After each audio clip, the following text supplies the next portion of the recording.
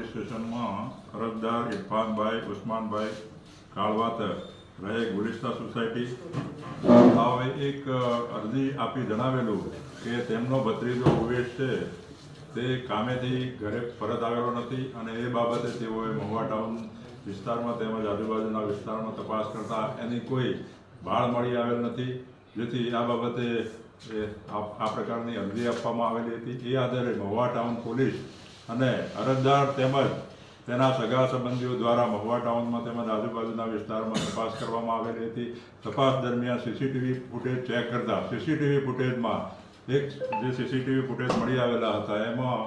હસનભાઈ સબ્બીરભાઈ સલાટ રહે નૂર સોસાયટી 9 આ ઉવેશભાઈને સાથે જણાઈ આવેલા હતા। એ આધારે પોલીસે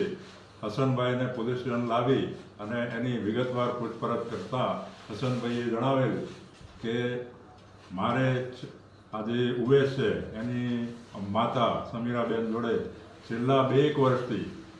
એના ઉવેશના પિતા મૃત્યુ પામ્યા ત્યારથી એની જોડે પ્રેમ સંબંધ હતો અને આ પ્રેમ સંબંધની જાણ છે આ ઉવેશને થઈ ગયેલો હોવાથી એ બેની વચ્ચે ઘણી વખત ઝઘડો તકરાર થતા હતા અને એના લીધે એને મારી નાખવાના ઈરાદે આ ઉવેશને ફોન કરી અને બોલાવેલા હતા અને ઉવેશ આવતા